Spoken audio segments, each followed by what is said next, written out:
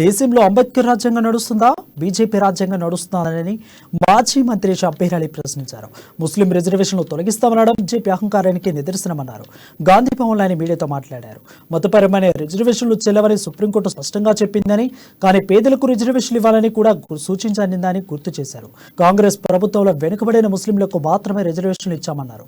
పేద ముస్లింలకు ఇచ్చే రిజర్వేషన్లు తొలగిస్తామంటే ఎలా అని మతపరంగా ముస్లింలను శత్రువులుగా చూపిస్తున్నారని విమర్శించారు. అమిత్ షాపై రాజ్యాంగపరమైన చర్యలు తీసుకోవాలని షబ్బీర్ అలీ డిమాండ్ చేశారు. అమిత్ షా వ్యాఖ్యలపై సుప్రీంకోర్టులో పిటిషన్ వేస్తానని తెలిపారు. అమిత్ షా గారికి అడగదలుచున్నాను. అమిత్ షా గారు మీరు దేశానికి ప్రధానమంత్రి, సరే భారతీయ జనతా పార్టీ ఉన్నా మీరు దేశానికి మీరు హోమ్ మినిస్టర్ గా ఉన్నారు. మనకు ఇప్పుడు జరుగుతుంది Indian constitution, not a BJP constitution కాదు.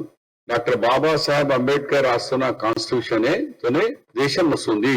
మోదీ గారు, అమిత్ షా గారు రాసిన కాన్స్టిట్యూషన్ కాదు. మీరు అసలు హోమ్ మినిస్టర్ గా చెప్పుకోవాలంటే కూడా సిగ్గు అనిపిస్తుంది నాకు. నువ్వు దేశ హోం మంత్రిగా నీకు కాన్స్టిట్యూషన్ అన్కాన్స్టిట్యూషనల్ రెండు కనిపిస్తలేదా? కాన్స్టిట్యూషనల్ అన్కాన్స్టిట్యూషనల్ అయ్యా, ఇది రిజర్వేషన్ కావాలని డిమాండ్ 1994 నుంచి ఈ జీవో వచ్చింది. 1994 లో ఇది స్టార్ట్ అయింది. ఆగస్ట్ 1994 లో బీసీ కావాలని. దాని తర్వాత ఈ రిజర్వేషన్ ముస్లిం రిజర్వేషన్